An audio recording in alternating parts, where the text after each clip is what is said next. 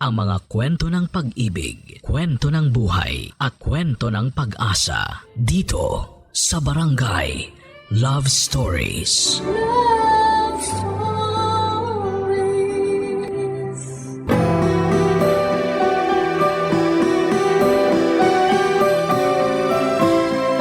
Ang sabi nila ang buhay ay parang sugal na napakalaking halaga ang maaaring itaya. Ngunit hindi natin nalalaman kung kailan tayo mananalo o matatalo.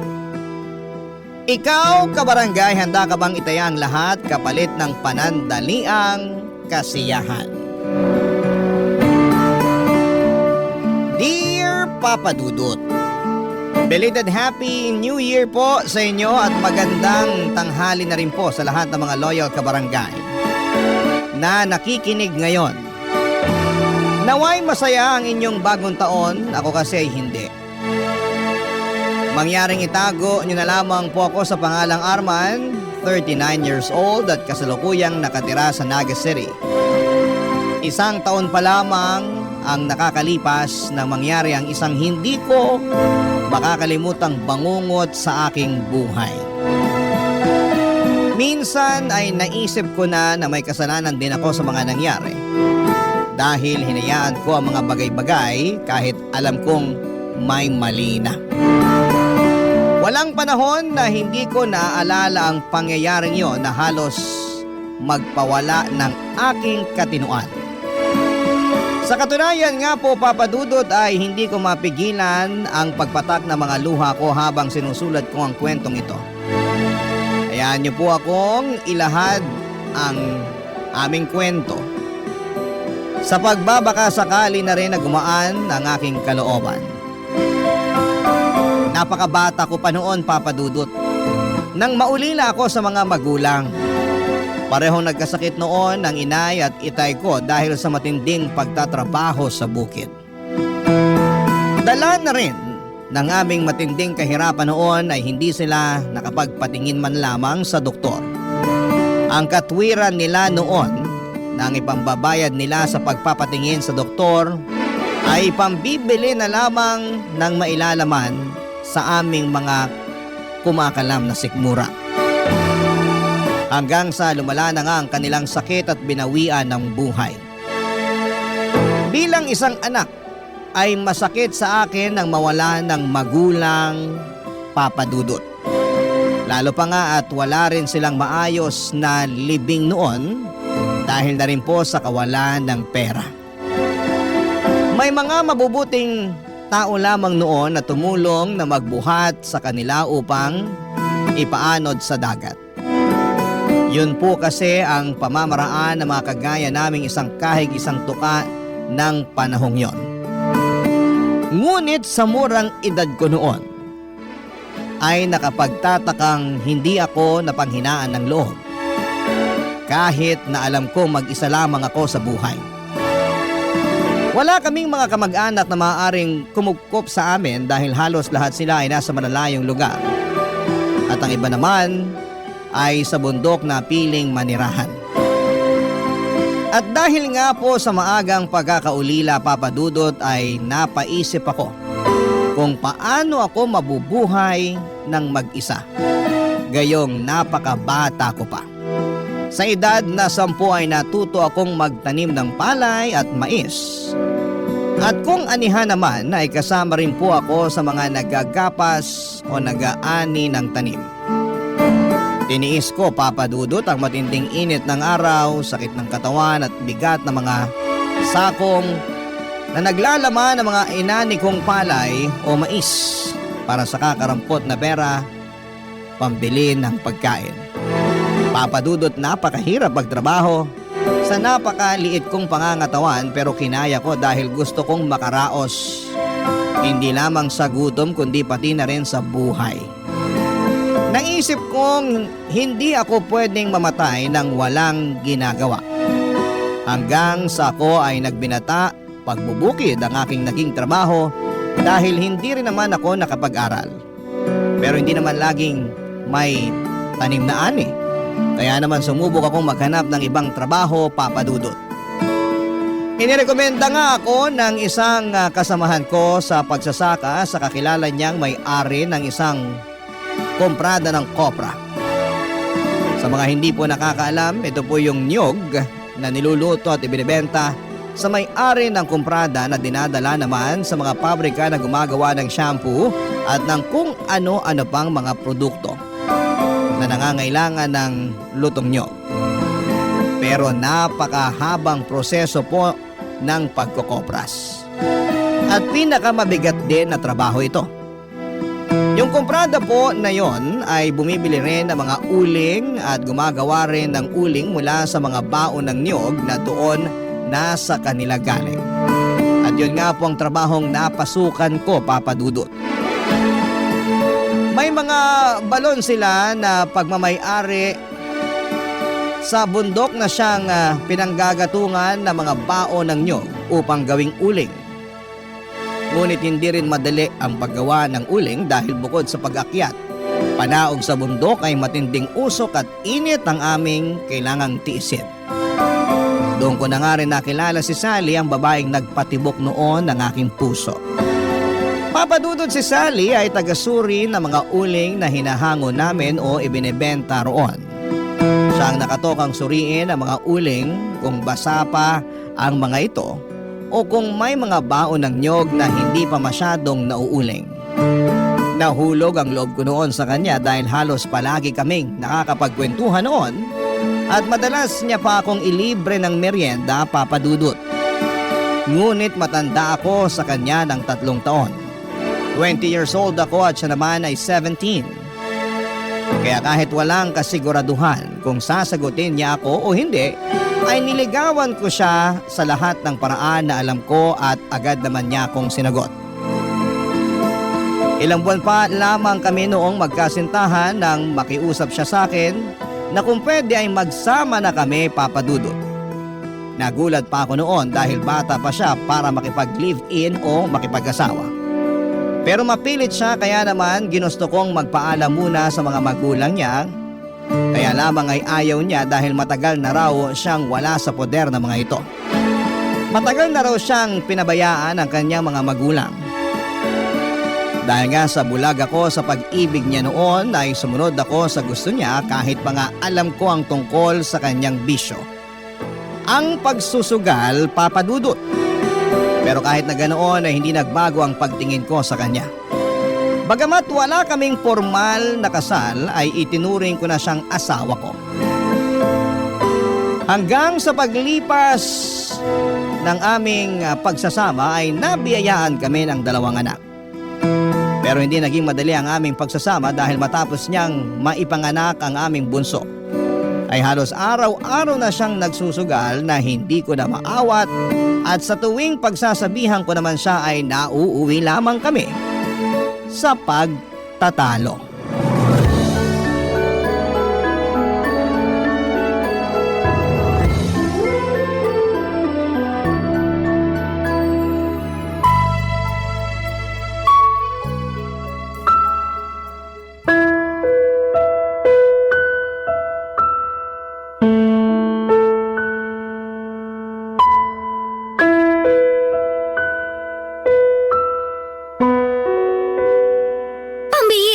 Arman, pinapahiya mo ako sa mga kumari ko eh.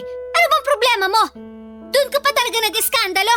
Hindi ako nag-iiskandalo. Tinawag nga kita ng maayos, di ba? Ano skandalong sinasabi mo? Eh ano ba kasing problema mo? Ang ayos-ayos ng upo ko dun eh. Sally naman. Hanggang kailan ka ba magiging ganito? Anong ganito ako? Bakit? Ano ba ako? Araw-araw ka na lang nasa sugalan. Ikaw na rin nagsabi na lagi ka natatalo dyan. Ba't di mo patigilan yan? Bakit ba? Isa dito ako masaya eh. Ano magagawa ko? Anong gusto mong gawin ko? Iburo ko yung sarili ko sa loob ng bahay, ganun ba? Tutunga nga ako maghapon? Hindi naman sa ganun. Ang akin lang, bawas-bawasan mo naman ang pagsusugal. Saka hindi lang naman yan ang pwede mong pagkaabalahan eh. Ang dami-dami naman pwedeng pagkaabalahan kung naiinip ka sa bahay.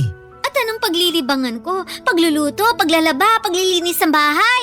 Hindi naman yun eh. Ang ibig ko sabihin, bakit di mo pagtuunan ng pansin ang bunso nating anak? 2 taon pa lang si Princess, pero salat na siya sa pag-aaruga at pagmamahal mo. Hindi pa ba sapat ang anak natin para malibang ka? Si Joseph, kahit malaki na yan, kailangan pa rin niya ng pag-aaruga ng isang magulang. Anong gusto mong palabasin? Na pinababayaan ko yung mga anak natin? Kung pinababayaan ko yan, edi sana patay na yan sa gutom. Hindi naman yun ang punto ko, Sally. Anong hindi? Yun talaga ang gusto mong sabihin. Nahiya ka pa. Tsaka teka lang ha, ikaw ang may gusto na magkaroon pa tayo ng isang anak kahit alam mong ayaw ko. Hirap na nga tayo kay Joseph, dinagdagan mo pa. Eh wala ka namang ibang alam na trabaho. Pag-uuling lang naman ang pinagkakakitaan mo, tapos nagdagdag ka pa ng isa pang palamunin. Hindi naman tayo aasenso dyan sa pag-uuling mo lang. Maghinay-hinay ka sa tinatawag mong palamunin, Sally. Anak natin si Princess. At huwag mo insulto yun ang trabaho ko. Baka nakakalimutan mo. Itong pag-uuling ko bubuhay sa inyo. Wala kayong kakainin ko hindi dahil sa pag-uuling na sinasabi mo. At talagang nagmalaki ka pa? Oo! Kasi kahit na ganito lang ang trabaho ko, ipinagmamalaki ko yun. Dahil dito ko kayo binubuhay. Eh ikaw ba? Ano bang napapala mo dyan sa pagsusugal mo? Mapapakain ba tayo niyan? Halos kabaliktaran nga nangyayari. Nagkanda utang-utangan na rin dahil sa sugal na yan. Tapos sino nagpapakahirap magbayad? Ako lang naman. Habang ako pagod na pagod sa trabaho, puro ka naman pasarap sa buhay. Ni hindi mo ka pinanghihinayangan ng bawat sentimo kinikitang pinagpaguran ko ng gusto. Bakit? Nagre-reklamo ka na? Hoy Arman, baka nakakalimutan mo rin kung anong ipinangako mo sa akin. Nangako ka sa akin na lahat ng pangangailangan ko ibibigay mo. Kasama na doon ang mga bagay na nagpapasaya sa akin. Grabe ka na talaga. Naririnig mo ba yung sarili mo? Hindi ba't ikaw ang atat na atat na magsama tayo? O ano? Bakit hindi ka makapagsalita? Oo, ipinangako ko na hindi ko kayo pababayaan. Na ibibigay ko lahat ng pangangailangan nyo. Pero hindi ko sinabing pati bisyo mo, sasagutin ko pa rin. Bisyo? Ito ang nagpapasaya sa akin. Ano bang hindi mo maintindihan doon? Buti nga hindi ako si pabili ng ganito, pabili ng ganyan. Inaayon ko lang sa kakayanan mo ang hinihingi ko, Arman. Hindi pa ba sapat na maging masaya ka dahil sa mga anak natin? Sally, nanay ka. Ang alam ko kapag ina, masaya na sila nakapiling lang nila ang mga anak nila. Pero ikaw? Hindi ko alam bakit ibang-iba ka sa lahat ng nanay. Ang kulit mo din eh. Hindi ko ginusto na magkaroon ng isa pang anak. Ang hirap na nga ng buhay natin, pinahihirapan mo palalo. Kung meron man nagpapabigat ng buhay natin ngayon, ikaw yun. Wala ka na nga na itutulong sa akin na kukuha mo pa magbisyo. Ni magluto ng pagkain o maglinis man lang ng bahay, hindi mo magawa. Pati ba naman sa pag-aalaga sa mga anak natin, hindi mo pa rin magawa? Eh di sana kumuha ka na lang ng katulong. Katulong pala hanap mo eh. Baluktot talaga lahat ng katwiran mo. Alam mo, kung hindi lang dahil sa mga anak natin, matagal na kitang hiniwalayan. Eh di hiwalayan mo ako. Sino tinakot mo? Pero itong tatandaan mo, hindi tayo kasal kaya sa akin ang mga bata. Ikaw pa talaga may gana magsalita ng ganyan? Kukunin mo yung mga bata eh, hindi mo nga kayang alagaan. Ano ipapakain mo sa kanila? Baraha?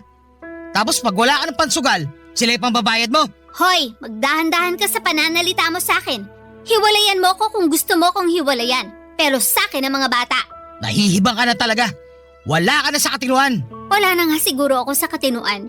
Kasi hanggang ngayon, nagtsatsaga ako sa buhay na to kasama ka. Kung tutuusin, pwede naman ako maghanap ng ibang lalaki na kaya akong bigyan ng mas magandang buhay. Teka nga, uulitin ko lang ha. Sino ba nagpupumilit to na magsama tayo? Hindi ba't ikaw? Alam mong pag-uuling lang ang trabaho ko. Pero nagpumilit ka pa rin na magsama tayo. O bakit? Pumayag ka naman, di ba? Ano ngayon ang problema mo? Gusto mo kong hiwalayan? Eh di sige, para hindi mo na talaga makita ang mga anak mo. O ano? Ikaw naman ang hindi makapagsalita ngayon. Ngayon mo ilabas ang tapang mo, Arman. Pasalamat ka nga at nagtitiis ako sa ganitong buhay. Kasi nakakaawa ka naman kung wala ka nang anak, wala ka pang asawa. Sino pa magkakagusto sa'yo sa tingin mo? Eh ang itim-itim mo na nga, mukha ka pang matanda. Papa Dudut, hindi na ako nakakibo dahil sa mga sinabi ni Sally. Masakit marinig ang mga salitang yon lalo na at sa kanya pa nang galing. Pero dahil nga sa sobrang pagmamahal ko sa aking mga anak ay pikit mata kong tiniis lahat ng hirap lalo na ang pagiging sugarol ng aking asawa. Sa takot ko na ilayo niya sa akin ang mga anak namin, lalo't hindi kami kasal. Kahit na hindi ako nakapag-aral ay alam ko ang hangganan ng karapatan ko sa mga anak ko dahil Madalas yung mapagkwentuhan ng mga matatanda noon sa amin. Alam ko na kung gugustuhin ni Sally ay hindi ko siya maaaring pagbawalan na dalhin ang mga anak namin sakaling maisip na niya akong iwanan. Naisip ko noon na pera lang naman yon at kayang-kaya kong kitain pero ang mga anak ko ay walang katumbas na halaga. Sila ang kayamanan at buhay ko. Kaya kung ano man ang gusto ni Sally ay hinayaan ko na lamang dahil mas importante sa akin. Nakapiling ko ang mga anak ko, Papa Dudut. Tinis ko lahat ng hirap at pagod dahil kapag uuwi naman ako noon sa bahay, ay nawawala rin yon kapag nasisilayan ko na ang aking mga mata. Lalo na ang aking bunso na lagi akong sinasalubong sa aming pintuan kapag alam niyang pauwi na ako. Nalalapit na rin ang kanyang ikatlong kaarawan noon kaya naman dumilhen siya ako ng pera para maipagluto man lamang siya. Kahit tig 1 kilong pansit at spaghetti na aming pagsasaluhan. Tuwang-tuwa naman ang panganay kong si Joseph nang malamang maghahanda kami kahit papaano sa kaarawan ng kanyang kapatid, Papa Dudut.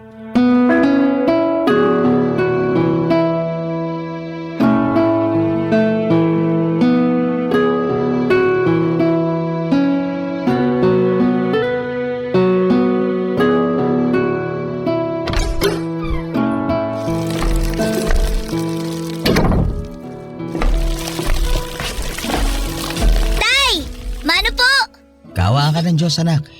Nasa si Princess? Natutulog na po. Ang aga naman yata matulog ng kapatid mo. Pagod po kakalaro eh. Ah, ganun ba? Oh, eto. May pasalubong ako sa'yo. Wow! Pansit ba to na maraming kikiam? Tuwang-tuwa ka na kaagad. Pansit bato lang naman yan. Para namang hindi nyo alam na paborito ko to. Oo nga naman. Nadaanan ko yan habang naglalakad ako pa uwi. Butit may sobra akong perang binigay sa akin ni Boss Jay. Eh ano pa po ba yung binili nyo, Tay? Ah, ito ba? Konting panghanda lang to para sa birthday na kapatid mo bukas. Tig 1 kilong pansit at spaghetti. Wow! Ang tagal ko na pong hindi nakakakain ng spaghetti. Eh sino naman po ang magluluto? Eh di ang nanay mo. Paano naman po magluluto si nanay? Eh lagi naman po yung nasa sugalan. Bukas pa naman. Pakikiusapan ko muna ang nanay mo na ipagluto bukas ng handa si Princess. Para makapag-celebrate tayo kahit papano. Ang tanong po, kung papayag si nanay, eh mas gusto pa po nun umupo maghapon sa sugalan eh. O hindi naman siya papayag, di ako magluluto. We, di naman kayo marunong magluto eh. Anong hindi? Alam mo anak, bata pa lang ako natuto na ako sa lahat ng gawain. Kasi wala namang mag-iintindi sa akin. Parehong wala ng lolo't lola mo. Ganyang edad mo nga, nagtatrabaho na ako. Kaya sisiw lang sa akin yung pagluluto na yan. Eh di pwede na po pala akong magtrabaho. Ano? Aba, hindi pwede anak. Kasi kailangan mo munang unahin ang pag-aaral mo. Kapag nakapagtapos ka na ng pag-aaral, pwede ka na magtrabaho. Magandang trabaho pa makukuha mo. Pero sa ngayon, kailangan mo munang pagbutihin ang pag-aaral. Para maging maganda ang kinabukasan mo at para hindi ka matulad sa akin. Tignan mo, pag-uuling lang ang trabaho ko. Napakahirap na trabaho pero napakaliit ang sahod. Eh ano naman po kung pag-uuling lang po ang trabaho nyo? Marangal naman po yun, Tay. Marangal, oo. Pero hindi sumasapat sa atin. Kaya magsumikap ka anak. Ayoko matulad ang kapalaran mo sa akin. Tay, bata pa po ako, pero alam ko na po ang sakripisyo nyo para sa pamilya natin. Nagpapasalamat nga po ako na ikaw po naging tatay ko eh. Kaya huwag niyo po sana mamalitin ang sarili niyo dahil lang po sa ganyan ng trabaho niyo. Salamat anak. Napakabata mo pa nga pero para ka nang matanda kung mag-isip. Kayong dalawa ng kapatid mo na lang talaga ang pinagkukunan ko ng lakas. Kahit gaano kahirap, kakayanin ko basta para sa inyo. Tama po. Kaya huwag na po kayo malungkot, Tay. Nandito lang naman po ako sa tabi niyo palagi. Maraming salamat anak. Siya nga pala. Kamusta naman ba ang pag-aaral mo? Ano po? Oh, bakit hindi ka makasagot? Hindi na naman po kasi ako nakapasok kanina eh. Ha? Bakit? Ilang beses ka nang absent Baka naman ibagsak ka na ng teacher mo niyan. Wala po kasi akong pamasahe, Tay. Paano wala kang pamasahe? Iniwan ko kaninang umaga sa nanay mo at maaga nga akong umalis. Natutulog ka pa kaya hindi ko na ibigay sa'yo ang baon mo. Makikisabay na nga lang po sana ako kila Mang Jerry. Kaso punong-puno na po yung tricycle niya eh. Hindi naman po ako makapaglakad kasi maulan. Sus Mariosep, maigi pala sanang ginising na kita kanina. Kaya lang naman ako nag-agap umahon sa bundok kanina kasi umaambon. Mahihirapan ako mag-ahon ng uling pagbasa. Basta ang sabi lang po ni nanay, wala daw po siyang mabibigay na pambaon sa akin. Baka po pinangsugal na po ni nanay yung baon ko. Sumusobra na talaga yung nanay nyo. Hindi ko na talaga maasahan pagdating sa pag-aasikaso sa inyo. Yaan nyo na lang po, tay. Baka mag-away na naman po kayo eh. Hindi anak, hindi ako nagtatrabaho para mapabayaan ang pag-aaral mo. Kailangan na talaga magtanda niyang nanay mo. Ako na lang po siguro ang tatawag kay nanay. Baka po kasi dun pa kayo mag-away. Pagchichismis na naman po tayo dun sa labasan. Hindi ako na. At baka ikaw mapag-initan ng nanay mo. Tay, wag na po. Hintayin na lang po nating umuwi si nanay. Nagsaing na naman po ako tsaka nagprito na po ako ng tuyo. Ulamin na lang po natin tong pansit bato na dala nyo. Hayaan mo na ako anak. Huwag ka mag-alala. Tatawagin ko lang ang nanay mo. Dito ko na lang siya kakausapin sa bahay. Papadudot, pakiramdam ko nga ng mga oras na yon ay sasabog ako sa sobrang galit. Hindi ko na kasi alam kung ano pa ba ang kailangan kong sabihin kay Sally para naman matauhan siya sa mga pinaggagawa niya. Kahit sana hindi na lamang ako ang isipin niya ay ayos lang. Kahit anak na lang namin, na kung iisipin ay nakakaawa kung pati ba naman sila ay hindi rin makapagtatapos ng pag-aaral. Hindi ako nakapag-aral samantalang si Sally naman ay graduate lamang ng elementary. Ayaw ko na pati ang mga anak namin ay matulad sa amin. Kung kinakailangan nga na igapang ko ang kanilang pag-aaral ay gagawin ko, Papa Dudut. Pero, ang hindi ko maintindihan ay kung paanong naaatim ni Sally na hindi isipin ang kapakanan ng mga anak namin. At kung tutuusin nga, dapat ay mas malalim ang ugnayan niya sa mga anak namin dahil siya ang nagluwal sa mga ito at bilang isang ina ay siya dapat ang mas malalim ang koneksyon sa mga bata. Papa Dudut, hindi ko maintindihan kung bakit sa lahat ng ina na kilala ko ay siya ang tila walang pakialam sa magiging kinabukasan ng mga anak niya. Nagpapakahirap ako para sa mga anak ko at hindi naman para sa vision niya. Sa sobrang galit ko nga, Papa Dudut, ay agad ko siyang pinuntahan pagkukulam niya. Barangay Love Stories. Barangay Love Stories. Papa Dudut, nang makarating nga ako kung saan nagsusugal si Sally ay dali-dali ko siyang hinablot sa braso at kinaladkad paalis doon. Naalala ko pa nga kung paano niya ako pagmumurahin at paghahampasin noon dahil sa ginawa ko. Habang naglalakad kami pauwi ay nagbabangayan pa kami kaya sigurado akong alam na mga kapitbahay namin na nag-aaway na naman kami. Pero wala na akong pakialam dahil buhay namin yon at hindi naman ako nakikialam sa may buhay ng may buhay. May mga nagsabi na nga sa akin na bakit ko pa raw kasi inaabutan ng pera si Sally gayong napakasugarol nito. Sa totoo lang, Papa Dudut, ay bigyan ko man siya o hindi ng pera ay nakagagawa siya ng paraan para makapagsugal. Nariyang nangungutang siya o kung anuman, kaya madalas ay ako ang sinisingil ng mga napag-utangan niya. Kapag hindi ko naman binayaran ay pareho kaming maipapatawag sa barangay.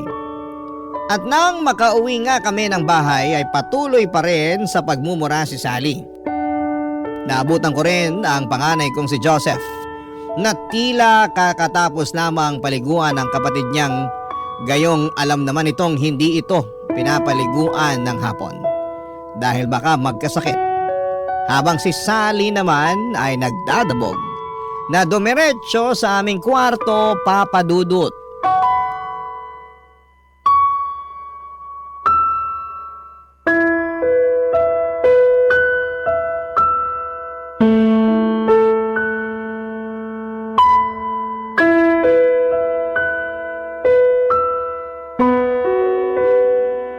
Buisit na buhay to!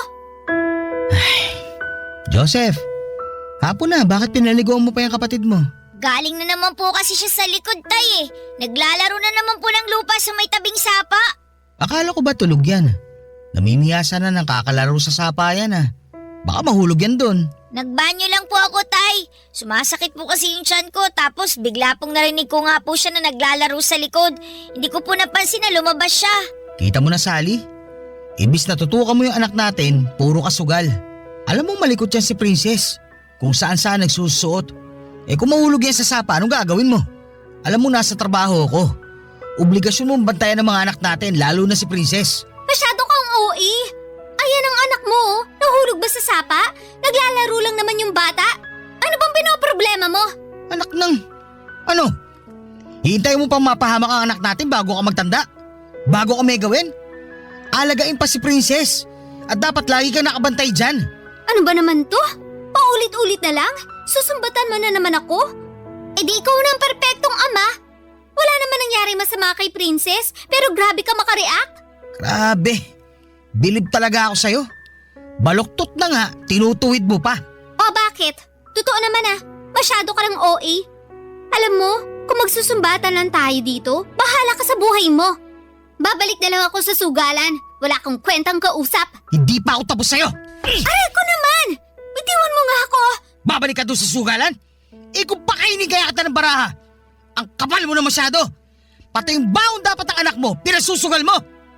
Tinaya ko yun kasi gusto ko sanang palaguin. Para mas malaking baon ang maibigay ko kay Joseph. Hindi ko naman akalain Na ano? Patatalo ka? Diyos ko naman, Sally. Palagi ka na lang talo sa sugal na yan. Baon na baon ka na nga sa utang. Hindi ka pa rin tumutodas. Nananalo naman ako kahit papano Kaya bawi lang ako. Alam mo, kahit hindi ako nakapag-aral, marunong ako magbilang. Yung mga itinataya mo dyan sa sugal, halos wala pa sa kalahati ang nababawi mo. Hoy Arman, sinasabi mo bang hindi ako marunong magbilang? Wala akong sinasabing ganun. Ganun na rin ang gusto mong palabasin. Kala mo naman kung sino ka magaling. Hindi ka nga nakapag-aral. Hindi ko itatanggi na hindi ako nakapag-aral. At hindi ako nagmamagaling. Ang sinasabi ko lang, hindi ka naman talaga nakakabawi sa sugal na yan Ibinabaong ka lang niya sa utang. Ay sus, puro ka ganyan. Ikaw ba ang nagsusugal? Yan ang hirap sa'yo Panay ka reklamo kasi ginagastos ko yung pera mo. Di ba responsibilidad mo na ibigay sa akin yun? Kasi asawa mo ko? Oo! Responsibilidad kita pero hindi ang bisyo mo. Kung panay reklamo ka rin lang, edi hiwalayan mo ko. Wala ka rin naman bukang bibig kundi bisyo ko. Natural! Wala ka na sa tama At ayan din ang hirap sa'yo Kapag pinagsasabihan ka, hiwalay ka agad ang ipananakot mo sa akin. Nakakasawa ka na kasi. Puro ka sumbat. Wala nang katapusan na sumbat. Araw-araw na lang, Arman. Rinding-rindi na ako sa lintek na boses mo. Sinampal mo ko? Pasensya na. Hindi ko sinasadya. Nabigla lang ako. Nabigla? Nagsawa ka na sa kakatala kaya ngayon naman pinagbubuhatan mo na ako ng kamay? Ay, hindi ko talaga sinasadya. Patawarin mo ako, Sally. Ewan ko sa'yo.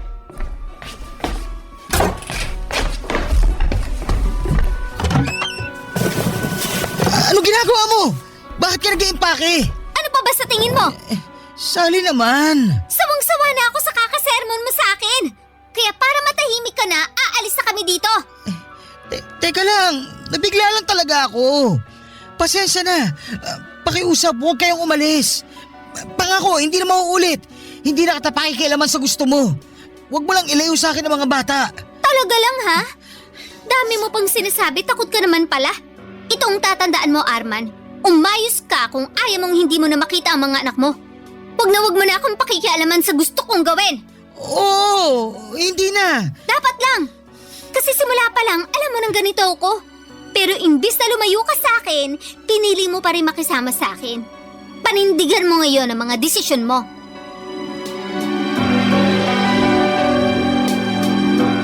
Hindi ako nakasagot ng sabihin ni Sally ang mga katagang yon sa akin, Papa Dudut. Dahil alam kong tama siya sa parting yon. Tanga na nga siguro akong may tuturing dahil ako mismo ang pumulot ng bato na ipinukpok ko sa ulo ko. Pero kahit na ganoon ay pinanindigan ko ang pamilyang binuo ko, Papa Dudut. Sa ngalan ng pagmamahal ko sa mga anak ko ay lahat ay titiisin ko. Kahit pa alam ko sa sarili ko na wala na akong pagmamahal para kay Sally. Hindi ko alam, Papa Dudut, kung kailan nawala ang pagmamahal na meron ako para sa kanya. Pero ang importante lamang ay may buong pamilya ang mga anak ko. Hindi na rin po ako umaasa na magbabago pa si Sally dahil kung gusto niyang magbago ay dati pa sana niyang ginawa yon. Sa kabila nga ng matinding galit ko noon, Papa Dudut, ay pinilit kong ikalma ang sarili ko. Alam kong hindi tama ang manakit ng babae. Galit na galit nga ako sa mga lalaking nananakit ng babae, pero ako rin ang gumawa noon.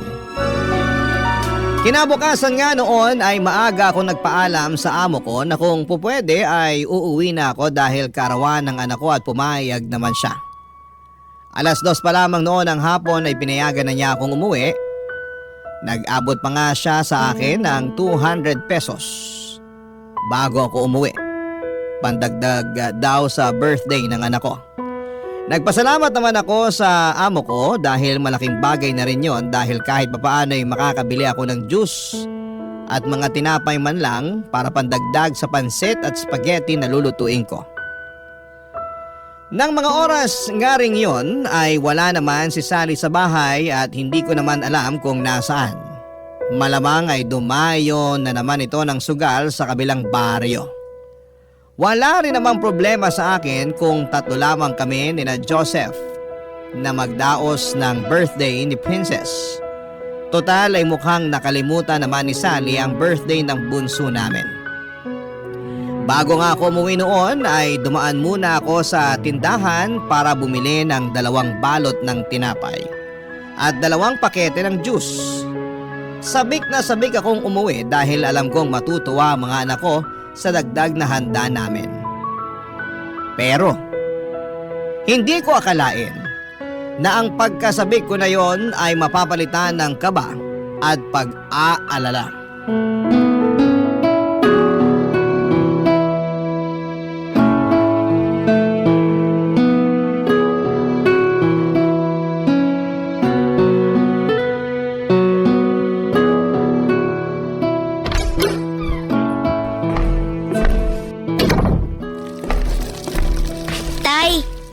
Ano po? Kaawaan ka ng Diyos, anak. Gutom na po ba kayo? Nagsasaing pa lang po ako eh. Hindi pa. Kumain naman ako sa trabaho. Anong oras na? Hindi pa ba kayo kumakain ng tanghalian? Hindi pa nga po eh. Kauwi ko lang din po. Wala rin pong sinaing pagdating ko. Anong oras na? Wala ka bang pasok ng hapon? Wala po tay. May meeting po mga teacher. Ah, ganun ba? May ulam na ba kayo? 30 pesos na lang tong pera ko eh. Ano kayang mabibili nito? Eh di kahit ano na lang po. Chicharon po o kaya itlog po na lang ulit. Eh mantika, meron pa ba? Wala na po eh. Ay, lagayin na lang natin yung itlog. Sakto na kasi tong pera ko para sa 3 itlog eh. Tira na nga lang yan sa 200 na binigay ng boss ko para may pandagdag sa birthday ni Princess. Talaga po? Oo anak, kaya bumili ako ng juice sa tinapay. Wow, ang dami po palang handa ni Princess. Oo anak, kaya magpakabusog kayo mamaya pagkatapos ko magluto. Pero bumili ka na muna ng itlog para makakain na kayo. Mamaya na lang kayo bumawi ng kain. Sige po. Ay, teka, may mantika nga pala doon sa mga pinamili ko kahapon. Bawasan na lang natin yun, pangprito ng itlog.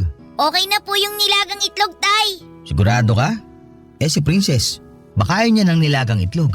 Wala naman pong inaayawan si Princess eh. Oo nga pala. Eh, nasa na pala ang kapatid mo? Ba't di man lang ako sinalubong? Ay, hindi ko nga po alam tay eh. Kararating ko lang po galing sa eskwelahan. Hindi ko naman po siya nadatnan dito. Baka po kasama ni nanay sa sugalan. Wala naman po magbabantay kay Princess kung may iiwan po dito. Oo nga no. Sige, dito ka na muna. Susunduin ko lang ang kapatid mo. Kala ko po ba bibili ako ng itlog? Ako na lang, para masundo ko na rin ang kapatid mo. Bantayan mo na lang yung sinayang at baka masunog. Oh, Sally, buti naman at naisip mong umuwi. Bakit na naman? Nasa si Princess? Nandun sa kwarto natin natutulog. Sabi ni Joseph, wala naman daw sa kwarto. Tiningnan mo na ba? Iniwan ko nga lang siya sa kwarto. Sabi nga ng anak mo, wala siya doon. Imposibleng wala doon si Princess. Mahimbing nga ang tulog. Iniwan ko doon. Anong oras ka ba umalis ng bahay kanina? Iniwan mo talaga ang anak mo mag-isa sa kwarto para makapagsugal ka? Lintik naman oh! Paulit-ulit ka na lang eh. Alaki masyado ng problema mo. Oo na, titignan ko na sa kwarto. Pero tay, tiningnan ko na si Princess sa kwarto kanina eh. Wala po siya doon. Sabi nitong nanay mo, iniwan niya daw natutulog sa kwarto eh. Ha? Kahit tingnan natin ulit ngayon tay. Wala po talaga siya ron. Ano?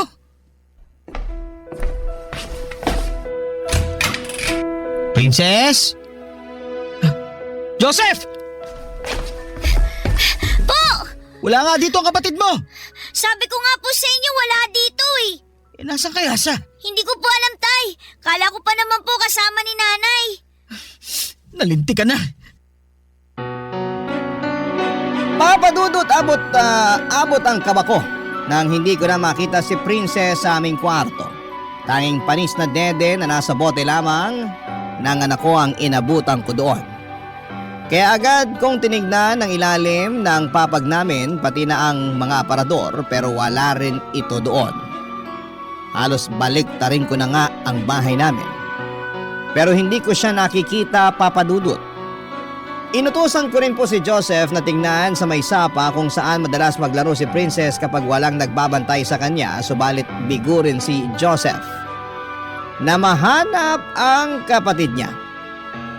Agad na akong nakaramdam ng hindi maganda noon at kung ano-anong masasamang bagay na ang pumasok sa utak ko, Papa Dudut, ng mga oras na yon.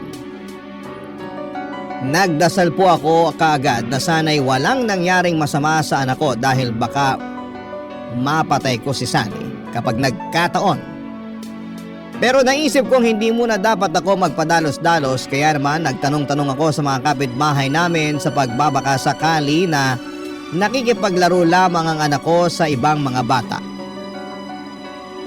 Pero halos lahat ng mga napagtanungan ko ay sinabing hindi nila napansin ang anak ko dahil na rin sa lakas ng ulan. Kaya naman hindi sila lumalabas at sarado lamang ang kanilang bahay. Nagpunta na rin po ako sa may sapa sa likod ng aming bahay pero bigo rin akong mahanap siya roon, Papa Dudut. Para na akong baliw, kakaikot at kakaisip kung saan pa pwedeng magpunta ang anak ko pero wala na akong maisip pa. At bigla namang sumagi sa isipan ko na baka may kumuha sa anak ko dahil napansing walang kasama o bantay. Dahil nga sa naisip kong yon ay tila lalong nadagdagan ng galit ko na nararamdaman sa mga oras na yon sa asawa kong si Sally, Papa Dudut. Barangay Love Stories. Barangay Love Stories. Agad akong bumalik sa sugalan upang sunduin si Sally, Papa Dudut. Agad kong sinabi sa kanya na nawawala ang aming anak at talatang dismayado pa ito dahil naistorbo na naman ang kanyang pagsusugal. Pero agad din naman siyang tumayo nang sabihin kong ipapakain ko sa kanyang barahang hawak niya kapag hindi pa siya nakinig at sumunod sa akin. Dumiretso kaagad si Sally sa aming bahay para tingnan ang aming anak. At tumulong na rin po siya sa paghahanap habang nagtanong-tanong pa nga ako sa ibang mga kapitbahay dahil baka napunta lamang sa kanila ang anak ko. Nang maya-maya pa ay may isang batang lumapit sa akin. Sa pagkakatanda ko ay madalas po itong naliligo sa sapa na nasa likuran ng bahay namin. Sinabing nakita nga raw niya ang anak ko pero kanina pa raw yon habang naliligo raw siya sa sapa. Ang akala naman daw niya ay may kasama ito kaya iniwan niya ito doon pagkatapos niyang maligo.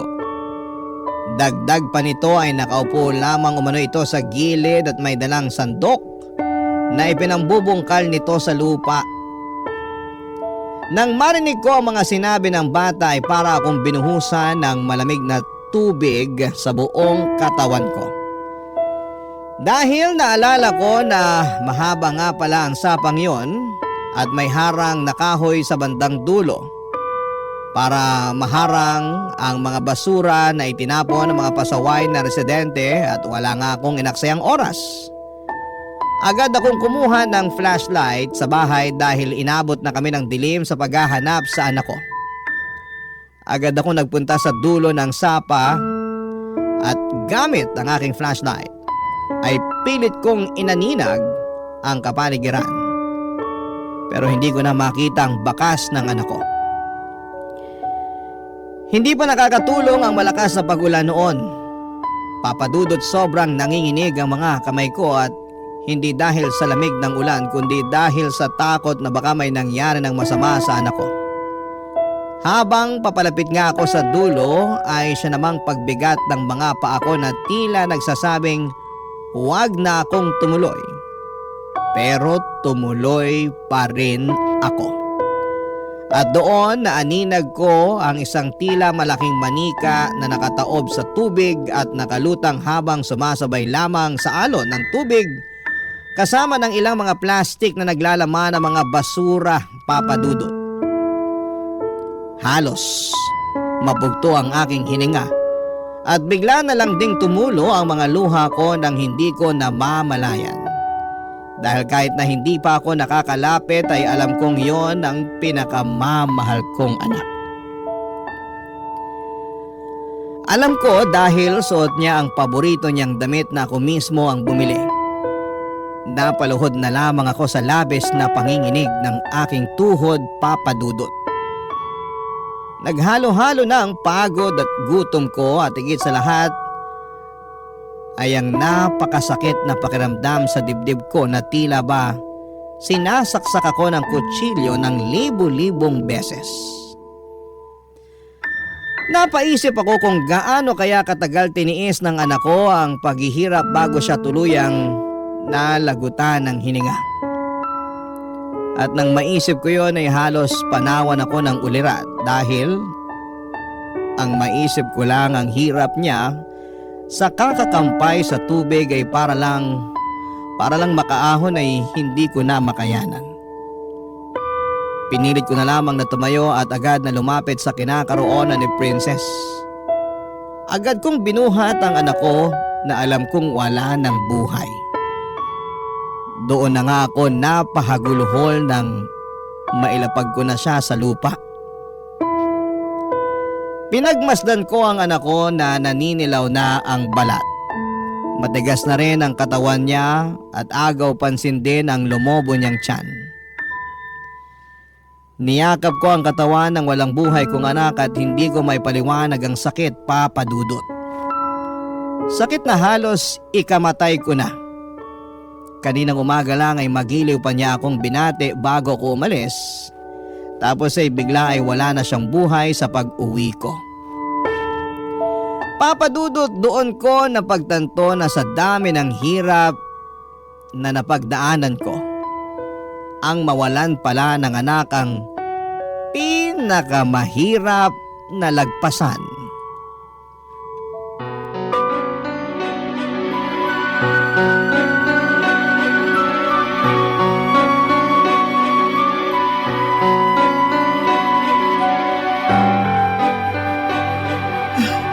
Princess!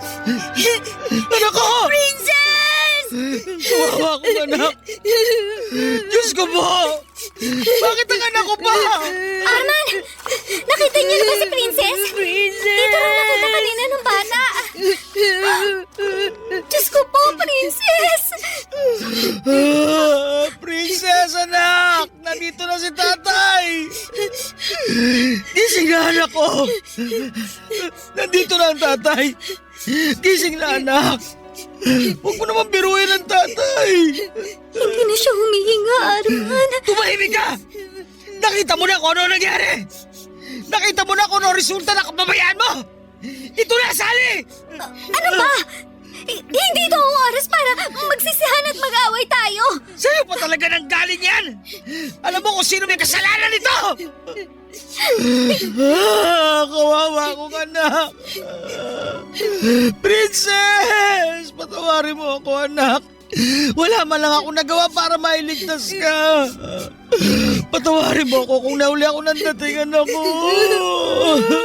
Princess! Tay! Sorry po!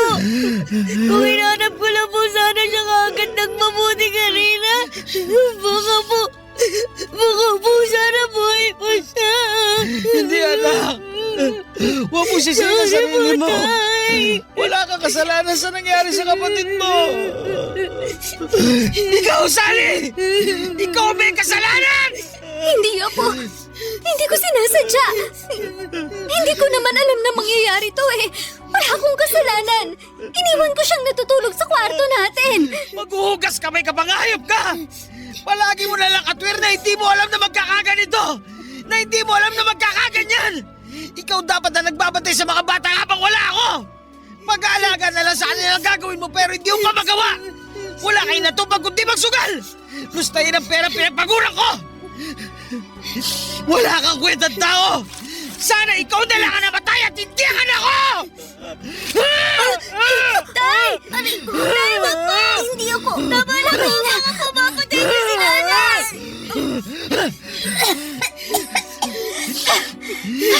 Walang hiya ka, Arman! Papatay mo talaga ako? Oo! Mabigyan ko man lang ng katarungan ng pagkamatay ni Princess! Patawarin nawa ako ng Diyos! Pero gusto-gusto ko talunurin ngayon hanggang sa malagutan ka ng hininga! Nasisiraan ka na ba? Hindi ko gusto na mangyari sa anak natin to. Kaya wag mo akong sisihin. Hindi mo ginusto! Grabe yung kakapalan ng mukha mong babae ka! Kung hindi dahil sa kababayaan mo, hindi mangyayari sa kanya to! Naturingan kang ina pero hindi ka nagpakainan sa mga anak natin! Mas importante pa sa'yo ang bisyo mo! Hindi ka na nga nakakatulong sa akin! Hindi mo pa magampanan ng maayos sa pagiging nanay mo! Hindi ikaw na ang perpektong ama. Ako na ang walang kwentang ina. Pero wag mo isisi sa akin lahat. Dahil hindi mo naman kami nabigyan ng magandang buhay. Oo, nagtatrabaho ka. Pero wag mong ipagmalaki sa akin yon.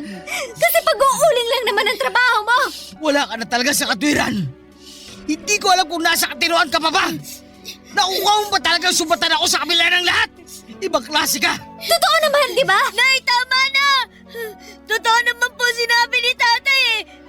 Kahit kailan, hindi niyo naman kami binigyan ng atensyon ni Princess. Parang hindi niyo kami anak. Isa ka pa! Marunong ka nang sumagot ah! Bakit hindi mo malang hinanap agad yung kapatid mo? Huwag mo sisihin si Joseph! Subukan mo lang din sasaktan! Tutuluyan na talaga kita! Ikaw na nga may kasalanan! Ikaw ba may ganang umastar ng ganyan? Isisisi mo pa kay Joseph ang kababayan mo? Samantalang ikaw ang ina! Baka sarili ka! Wala kang kwentang ina! Ikaw pumatay sa anak ko! Hindi! Hindi totoo yan! Wala akong kasalanan! Hindi ako pumatay sa kanya! Iniwan ko siya natutulog sa kwarto! Wala akong kasalanan! Wala! Hindi ko alam na pupunta siya rito! Usigit ka sana ng konsensya mo sa nangyari sa anak ko habang nabubuhay ka! Wala akong kasalanan! Tay, ano po gagawin natin ngayon? Saan po natin dadalhin si Princess? Sa morgue na natin siya dadalhin, anak! Pero, tay, wala po tayong pera. Baka po, hindi po nila tayo tanggapin doon. Bahala na, anak. Gagawa ko na lang ng paraan. Dali mo na itong flashlight. Ilawan mong dadaanan natin at bubuhatin ko ang kapatid mo. Paano po si nanay? Ayos lang po ba na iwan natin siya dito? Para naman po kasi nababaliw na si nanay eh. Pabayaan mo ang nanay mo. Matagal na naman siyang ganyan. Ang mas importante sa akin ngayon, padala na natin si Princess sa morgue. Opo. Anak.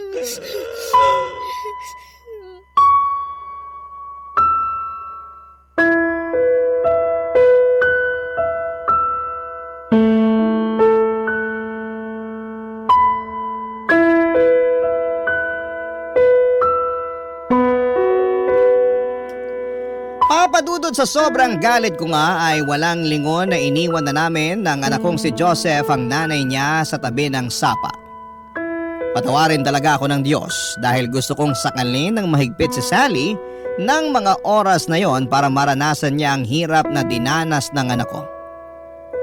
Parang gustong gusto ko siyang patayin dahil sa kapabayaan niya at mas nakakagalit pa na hindi niya matanggap ang pagkakamali niya.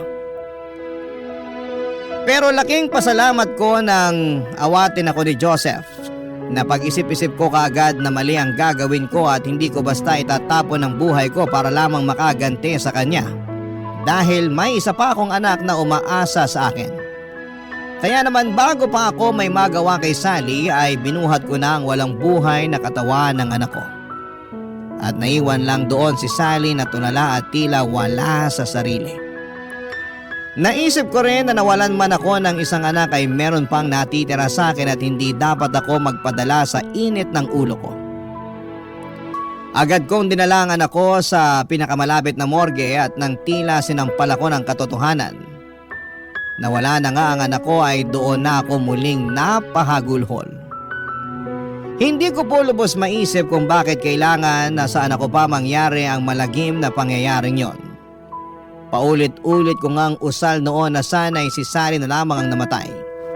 Makasalanan na ako sa pag-iisip ng masama sa asawa ko pero talagang napakalaki ng galit ko ng mga oras na yon. Para na akong mababaliw sa sobrang sakit. At wala akong ibang sinisisi kundi si Sally. Siya dapat ang ina at nagpoprotekta at gagabay sa mga anak namin pero siya pa ang dahilan kung bakit namatay ang anak namin. Halos hindi ko na nga kayang tignan si Sally kaya naman pinalayas ko na siya sa bahay namin. Wala akong pakialam noon kung saan siya makikituloy at magpalaboy-laboy man dahil kulang na parusa yon para sa sinapit ng musmus naming anak. At dahil nga sa kakulangang pinansyal namin noon ay nanghingi pa ako ng tulong sa kapitan ng aming barangay para maayos ang mga bayarin sa morgue at mapaburol ang anak ko. Hindi naman ako nabigo at nagpapasalamat ako dahil maging ang mga kapitbahay ko ay tumulong sa akin, lalo pa at naaawa sila sa sinapit ng aking anak. Nagpahayag din sila ng pakikiramay sa akin at may iilan din naman na nagpahayag ng pagkagalit kay Sally. Papa Dudut, sa totoo lang ay pinagbawal ko ang pagsusugal sa lamay ng anak ko dahil isa rin yon sa itinuturing kong dahilan ng pagkamatay ng anak ko. Nabaliw si Sally dahil sa sugal kaya naman napabayaan niya ang obligasyon niya bilang asawa at ina. Ang akala ko nga noon ay hindi ko na makikita pa ang pagmumukha ni Sally. Pero himalang nagpakita pa siya sa ikalawang araw ng burol ng anak ko. Umiiyak at nagmamakaawa na gusto niyang makita ang anak niya.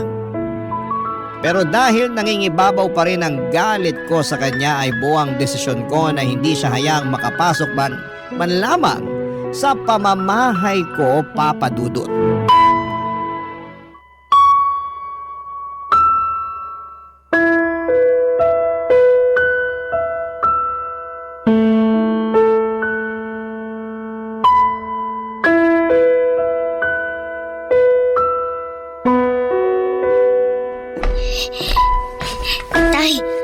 Nasa labas po si nanay. Ano? Lakas pa talaga siya ng loob magpunta rito.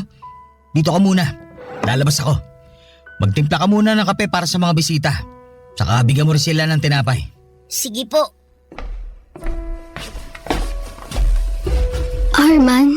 Ba't ka pa nagpunta rito? Ang kapal talaga ng mukha mo, no? Uhulaan ko. Gusto mo magsugal? Pues makakaalis ka na dahil walang sugal dito. Hindi sugal ang ipinunta ko rito. Gusto ko lang makita si Princess. Ah, talaga? Bakit? Kailan ka pa nagkaroon ng pakialam kay Princess? Pinabayaan mo nga mamatay, hindi ba? Hindi totoo yan. Ano ko rin naman siya, Arman. Kaya ako Anak? Hibang ka ba? Saan mo kinukuha yung kakapalan ng mukha mong tawaging anak si Princess sa kabila na nangyari? Ha? Oo! Ikaw ang nagluwal sa mga bata, pero mas masahol ko pa sa ibang tao. Yung mga hayop ka kapag nawawala ang anak nila, hinahanap kagad nila. Pero ikaw, parang wala kang anak kung umasta. Ang sarap na ng buhay mo eh. Kain, tulog, sugal, yun lang. Oo, pabaya kong ina. Pero sa tingin mo ba ginusto ko yung nangyari sa kanya? Nasasaktan din ako, Arman.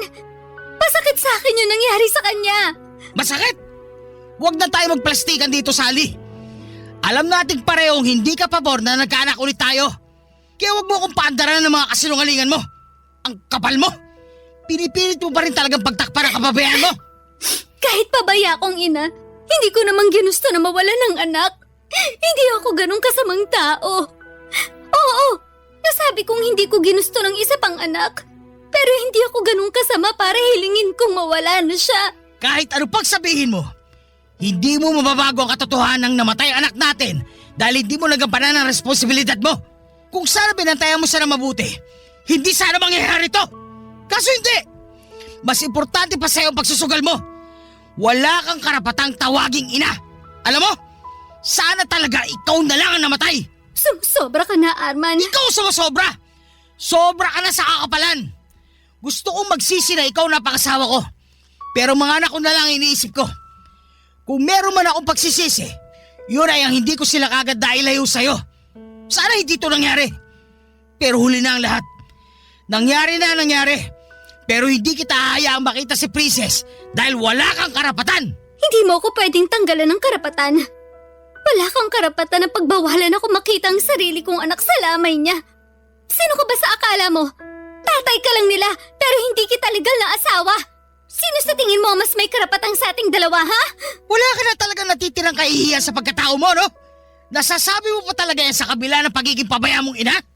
Wala kang karapatang magkaroon ng anak at lalong wala kang karapatang maging ina. Sabihin mo na lahat ng gusto mong sabihin. Pero hindi mo ako pwedeng pagbawalang makita ang anak ko. Ah, ganon? Aray! Arman, ano ba? Nasasaktan ako! Bitiwan mo ang braso ko! Hindi kita papayagang makalapit kay Princess at kay Joseph. Umalis ka na rito! Hindi ka nila kailangan! Bitiwan mo, sabi!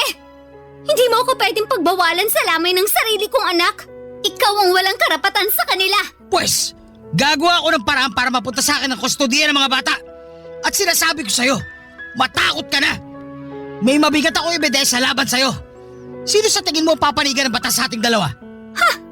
May pabatas-batas ka pang nalalaman? Ano bang alam mo sa batas? Wala kang pinag-aralan? Wala nga akong pinag-aralan pero lumapit na ako sa barangay at tutulungan nila ako makahanap ng abogado. Kaya umalis ka na rito bago pa kita kalad ka rin paalis. Hindi pa ako tapos sa'yo.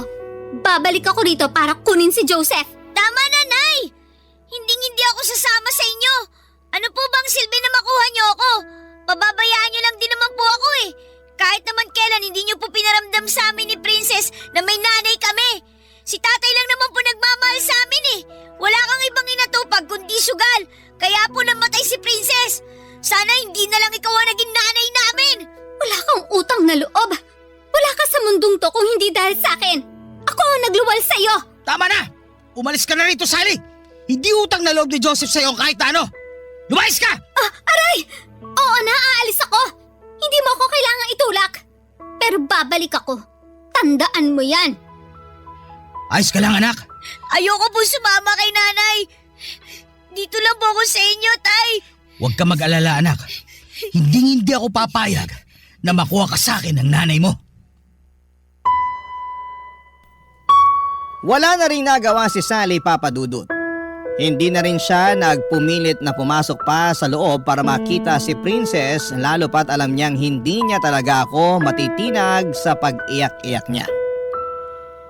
Hindi po ako nakaramdam ng awa sa kanya ng mga oras na yon. Dahil para sa akin, ang isang bayaning ina na katulad niya ay walang karapatan na makalapit sa mga anak namin. Hindi rin po ako nagpasindak sa pagbabanta niyang yon dahil alam ko na mas may laban ako kung sakaling ipilit niyang makuha sa akin ang anak namin. Kung kinakailangan nga na humingi ako ng tulong sa mga social worker o abogado ay gagawin ko para lamang matanggalan siya ng karapatan sa anak namin. Sa isip ko, Papa Dudut, ay hindi naman siguro importante kung wala akong pinag-aralan basta't kaya kong alagaan at buhayin ang anak ko ay sapat na. Papa Dudut, maayos nga ang nailibing ang anak ko at marami rin ang nakipaglibing at halos lahat ay naawa sa sinapit ng aking anak. At naawa din sa akin. Ika nga nila sa kabila ng pagtataguyod ko sa aking pamilya, ay sadya raw talagang hindi nawawala ang lason sa pamilya na tuluyang sisira sa aming pagsasama. Matapos ngang mailibing ang aking anak, ay bumalik ako sa pagtatrabaho at mas pinagbuti ko pa para sa aming dalawa ni Joseph. Madalas nga kapag walang pasok sa eskwela, ay sinasamahan niya ako sa trabaho ko sa ulingan at tumutulong sa akin para hindi raw ako masyadong mahirapan sa pagtatrabaho. Kahit ayaw ko naman siyang payagan sa pagtulong sa akin ay mapilit talaga siya. Mas gusto ko sana na mas pagtuunan niya ng atensyon ang kanyang pag-aaral, pero nais niya raw na makatulong sa akin kahit sa ganong paraan. Makalipas nga ang halos ilang buwan ay nagbalik si Sally pero may kasama itong mga social workers para kunin si Joseph. Nagtalo pa kami ni Sally ng araw na yon hanggang sa nalaman nga ng social workers ang nangyari sa aming bunsong anak at kung gaano ito ka-addict sa pagsusugal na umabot na nga sa puntong napabayaan nito ang mga anak namin. Nagkaroon nga kami ng usapan sa barangay kung saan ay tinulungan nila akong mag-file ng petition for custody para sa anak kong si Joseph. Dahil hindi rin naman basta-basta mapupunta sa akin ang bata ng walang batas na mamamagitan. Tinulungan nila akong kumuha ng public service sa isang pampublikong abogado. Bilang wala akong kakayahan na magbayad at gumastos para sa pag-file ng petition. At nang mag-trial nga ay napatunayan na walang kakayahan si Sally para alagaan at ibigay ang pangangailangan ni Joseph. At dahil wala na rin pamilya si Sally na maaaring maging guardian ng anak ko, ay napagpasyahan ng korte na ibigay sa akin ang kustodiya ng aking anak. Laking pasalamat ko nga sa lahat ng tumulong sa akin dahil nawala na ako ng isang anak at hindi ko nakakayanin pa kung pati si Joseph ay malalayo sa akin. Sa ngayon, Papa Dudut, ay masaya na kaming namumuhay ng anak kong si Joseph na kasalukuyang nag-aaral sa high school at isang taon na lamang ay graduate na. Mas lalo pa akong nagsusumikap para sa pagpasok niya sa kolehiyo. Hinding-hindi ko hahayaan na hindi siya makapagtatapos ng pag-aaral. Lahat po ay gagawin ko para sa ikagaganda ng kinabukasan niya kahit pa maghirap at magpakapagod ako. At sa tulong naman ng aming kapitan ay nagkaroon ako ng trabaho sa barangay kung saan ay isa akong janitor. Malaki po ang ipinagpasalamat ko sa bagong trabaho na meron ako dahil kumpara sa pag-uuling ay mas madali lang ang trabaho ko at kahit papaano ay mas malaki ang kinikita ko na makatutulong para makapag-ipon ng pangpaaral ko sa anak ko sa kolehiyo. Hindi na rin namin muling nakita pa si Sally at hindi namin alam kung nasaan siya. Pero kung nasaan man sana ay baguhin na niya ang kanyang sarili. Dito ko na po tatapusin, Papa Dudut, ang aking kwento na bagamat walang nakakaalam kung ano pa ang aming pagdadaanan, ay nakahanda kaming harapin yon ng magkasama ng aking anak. Maraming salamat po sa pagpili ng aking liham, ang inyong kapuso at ka-barangay, Arman. Barangay Love Stories. Barangay Love Stories. Ako, gigil na gigil talaga ako sa nangyayari sa kwento natin. O ikaw, kabarangay, kumukulo rin ba dugo mo? Pwede kang mag-iwan ng comment sa ating comment section. Nagustuhan ng iyong napakinggan? Ituloy yan via live stream sa www.gmanetwork.com/radio. Barangay LS. In Mega Manila, 97.1.